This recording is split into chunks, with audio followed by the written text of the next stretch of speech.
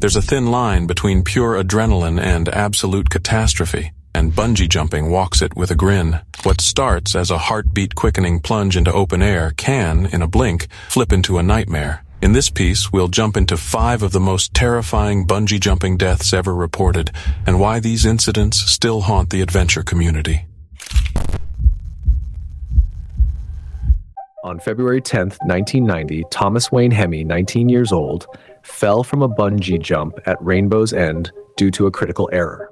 On a warm February day in 1990, thrill-seekers gathered at Auckland's Rainbow's End theme park to watch one of the newest, most daring attractions, the bungee jump. Among them was 19-year-old Thomas Wayne Hemme, a young man chasing the rush of freefall, unaware that his leap would become one of the darkest chapters in New Zealand's adventure tourism history. When Thomas stepped forward, heart racing, the crowd held their breath, but something was terribly wrong. The jump master, Jason John Collette, also just 19, had made an unthinkable mistake. The bungee cord, the one lifeline meant to hold Thomas safe, hadn't been secured to his feet. Onlookers watched in horror as Thomas leapt, plunging toward the ground with no tether to stop him. Against all odds, he survived the initial impact, but the injuries were too severe. Hours later, the life of a young man filled with potential and promise was gone. The tragedy didn't end at the jump site. Investigators revealed an unsettling detail. Both Thomas and Collette had smoked cannabis before the fatal attempt. The public was outraged.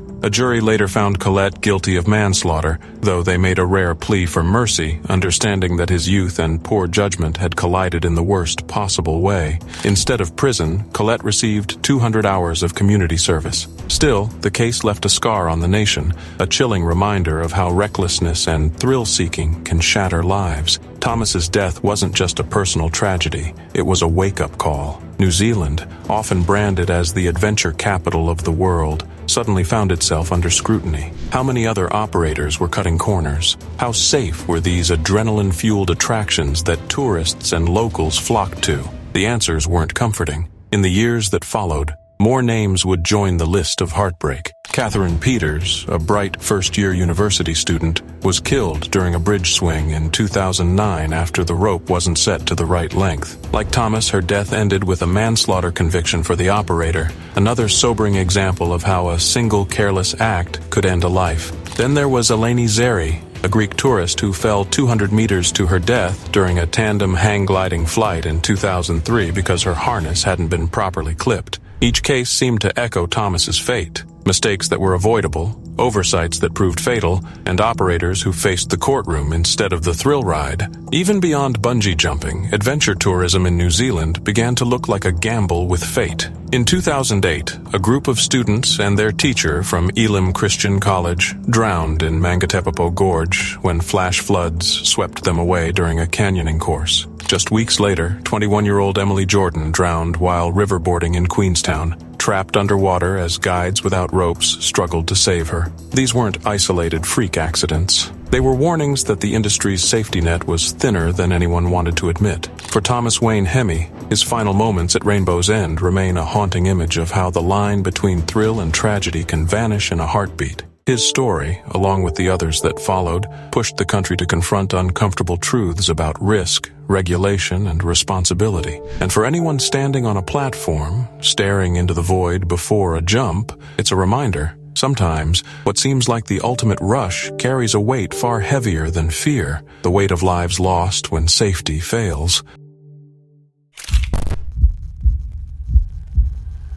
It was supposed to be a celebration, a day of adrenaline, laughter, and memories. Elizaveta Liza Gushchina, an extreme sports enthusiast and mother of 2, had chosen to mark her 45th birthday in a way that felt perfectly her, a daring leap from the top of an abandoned boiler tower near St. Petersburg. Her son, Nikita, stood proudly by her side, watching his mother embrace the thrill that made her feel most alive. "Let's go!" she shouted, her voice echoing off the rusted metal and open sky. The jump was flawless. The rope stretched and caught. Her body soared and swung just above the ground as she screamed with joy. When she was pulled back up, laughter filled the air. For that moment, everything was perfect, a fearless mother proving once again that she could defy gravity itself. But the high didn't last. Liza wasn't finished with the tower. She wanted one more memory, a keepsake to mark the moment forever. Without safety ropes, she climbed back up the structure, 290 feet above the earth. The air was sharp, the sky endless and blue,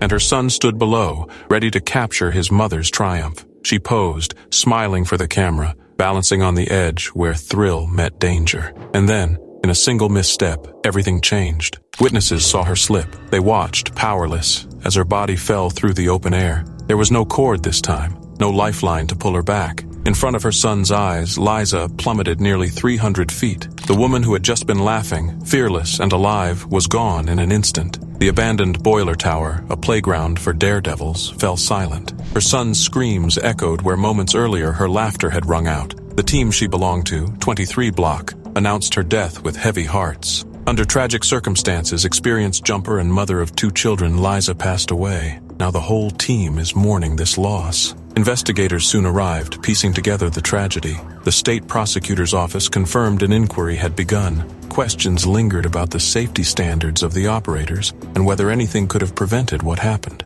But for her family, for Nikita, no investigation could change what had been witnessed. Liza had conquered the jump. She had faced the fall and lived. But it was the climb back up, the attempt at one last photograph, that claimed her life. It is a haunting reminder of how fragile the line between joy and tragedy can be, and how the moments we try to hold on to can sometimes slip away forever.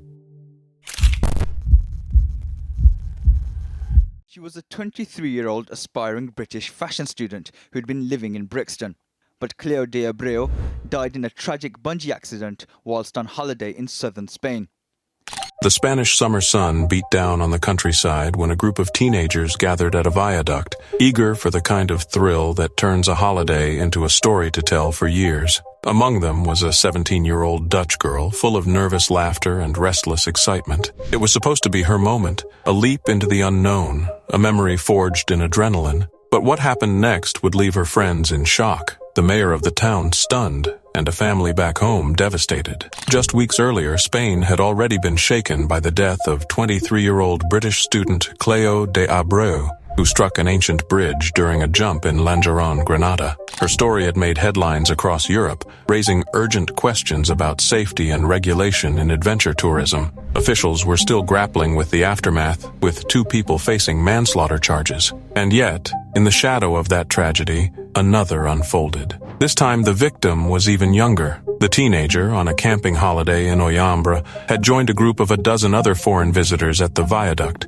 The spot was picturesque, framed by sweeping Spanish hills, but it was no place for a jump. Local authorities had long warned of its dangers, and even the mayor admitted later that he was shocked anyone had chosen it. The police chief echoed his concern, saying plainly, "It is not a safe place to jump." Still, the group pressed forward. But something crucial went wrong in the setup. The girl was not properly secured to her harness. The single point of failure, one clip, one check missed, was all it took. When she leapt, she didn't soar, she fell. Witnesses, her friends, screamed as they watched her body plummet. The joy of the moment was shattered by horror in an instant. Psychologists had to be brought in to treat her traumatized friends, who had seen their holiday turn into a nightmare before their eyes. Their laughter and excitement were replaced by silence and sobs. Spanish officials, already under scrutiny after Cleo's death, now faced fresh outrage. How could this happen again so soon? How could teenagers, barely adults, be left so vulnerable to reckless setups and unsafe locations?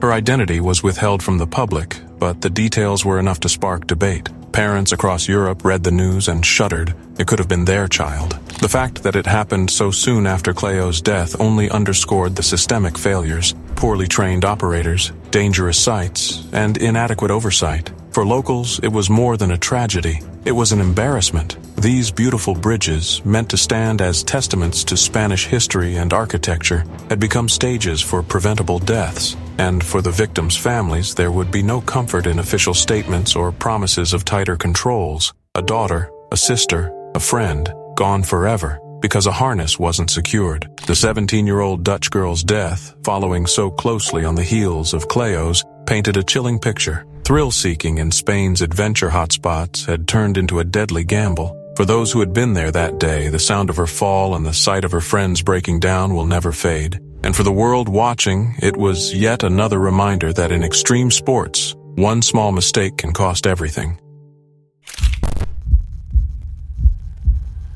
During the distinction between no jump and now jump while bungee jumping turned out to be the difference between life and death for a Dutch tour in Spain back in August 2015.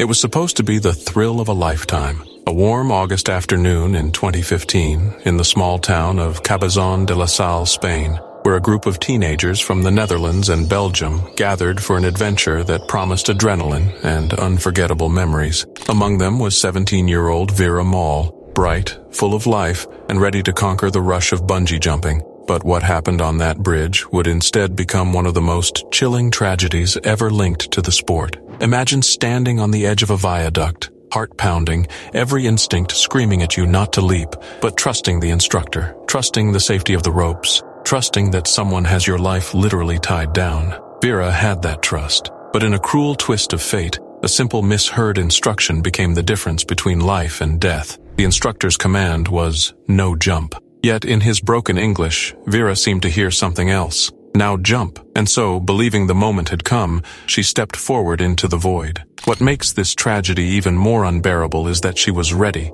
harnessed, strapped with a cord. But the cord wasn't connected to the bridge. It wasn't tied to anything at all. In an instant, Vera plummeted more than 40 meters into a dry riverbed below, a fall that no one could survive. Witnesses watched in horror, powerless as the teenager's life ended before their eyes. When the case reached court, the ruling was as haunting as the accident itself. Judges declared that Vera's death had been caused not by equipment failure, not by a freak accident, but by poor communication, by the tragic misunderstanding of two words. The court noted that the instructor's English was so bad, so macaronico as they described it, a word meaning clumsy, broken, almost incomprehensible, that his no jump could easily be taken as now jump. Had he simply used the phrase don't jump, her life might have been spared. The trial also exposed another disturbing layer. Vera was underage, only 17, when Spanish law required jumpers to be at least 18. The instructor had never checked her ID. Worse, the bridge itself wasn't even supposed to be used for bungee jumping under Spanish regulations. Layer after layer of negligence unfolded, and each revelation only deepened the sense that Vera's death had been preventable at every turn. Her story spread quickly across Europe, sparking outrage, grief, and soul-searching among thrill-seekers and regulators alike. A young life lost, not because she chased adrenaline, but because of a failure in the most basic duty of care, clarity, safety, and supervision. For her family and friends, the tragedy was unimaginable. For those who heard it, it was a chilling reminder that sometimes the scariest part of extreme sports isn't the leap itself. It's trusting that the people holding the ropes know what they're doing. Vera's leap was meant to be the start of an unforgettable memory. Instead, it became an unforgettable warning. In a sport where one misstep is fatal, even words, just a single misunderstood word, can kill. It was supposed to be a day of love, adventure, and memories that would last forever. On July 18, 2021, 25-year-old lawyer Yesenia Morales Gomez stood on the edge of the Amaga Viaduct in northern Colombia, hand in hand with her boyfriend. The couple had driven out from Medellin, excited to try something bold and unforgettable. Neither had ever gone bungee jumping before, and they chose Sky Bungee Jumping Amaga, one of several adventure outfits that operated from the bridge. The sun was blazing over the valley, the jagged hills cut into the horizon, and Yesenia's smile hinted at that nervous excitement only a leap into the void could bring. This was supposed to be a story they'd retell for years. Their first jump, their first shared thrill. But in the span of seconds, that excitement would twist into horror. The Amaga Viaduct is no ordinary spot. Rising nearly 150 feet above the valley floor, it had become a magnet for adrenaline seekers. Dozens of jumpers had already stepped off its edge that day, with Yesenia and her boyfriend listed as numbers 90 and 91. Crowds gathered to watch each leap, cheering at the free falls, snapping photos, soaking in the rush secondhand. For many, it was the highlight of their holiday. For Yesenia, it was meant to be the same. Witnesses remember the moment in haunting detail. An operator gave the signal. The word meant for her boyfriend, who was fully strapped in, harness secure, cord attached, ready for his first jump. But Yesenia, standing only a step behind, misunderstood. Perhaps it was the noise of the crowd, perhaps the nerves, or perhaps the all-too-familiar issue of unclear communication. Whatever the cause, she thought it was her turn. Her harness was on, yes, but the cord, the one lifeline that stood between thrill and tragedy, was not yet fastened. And so, Full of trust, full of courage, she stepped into the air. The collective gasp was immediate, like the whole crowd exhaling at once. Her boyfriend's scream tore through the valley. Yetenia plummeted more than 160 feet, her body slicing through open air, her hair whipping violently in the wind. Reports later suggested she may have suffered cardiac arrest mid-fall, her heart literally giving out from the shock before she even hit the ground. When she landed in the ravine below, the silence that followed was unbearable. Her boyfriend, stunned and desperate, didn't hesitate. He scrambled down the steep terrain, tearing his skin on rocks and branches, ignoring his own injuries. When he reached her, he fell to his knees and tried CPR, pressing against her chest, begging her back to life. But when firefighters finally arrived, there was nothing more to be done. She had no vital signs. One firefighter later told the press, "We later recovered the body." News of the tragedy spread like wildfire across Colombia and the world, fueled by the viral footage that captured the unthinkable. Millions saw it, millions shared it, and with every replay, the same question was asked: how could this happen? The mayor of Fredonia described it as a catastrophic misunderstanding. The signal, he explained, was intended only for her boyfriend. She was not supposed to jump, but explanations, however logical, ring hollow when delivered too late. Her family's devastation was immeasurable. Her brother, Andres, spoke with grief that shook every word. "My sister was a girl with all the best values, happy, spontaneous, with virtues that made her love her friends and help people in need. She loved reading, she loved dancing, she had dreams, plans, and an entrepreneurial spirit." Yesenia was more than just another accident headline. She was a daughter, a sister, a woman with a future that vanished in less than 5 seconds. Sky Bungee Jumping, the company responsible, denied that confusion could have played a role, insisting their protocols left no room for error. They claimed only one person could ever be in position to jump, and that the viral video showing another jumper being recovered explained any supposed mix-up. But the doubts only grew louder. Were operators properly licensed? Did they follow safety regulations? Was there sufficient oversight of the multiple companies running jumps off the same bridge? Reports suggested some were unlicensed, and that the oversight of Colombia's growing adventure tourism industry was dangerously thin. Even the terminology used by operators came under scrutiny. Had the instructions been clear enough? Were signals standardized? Was there any training in how to avoid such fatal miscommunication? Each unanswered question cut deeper into the wound left behind. For those who have seen the footage, the horror is unforgettable. One moment, Yesenia stands alive, her entire life stretched before her. The next, she's gone, taken not by her own mistake, but by a system that allowed the smallest slip in communication to cost a life.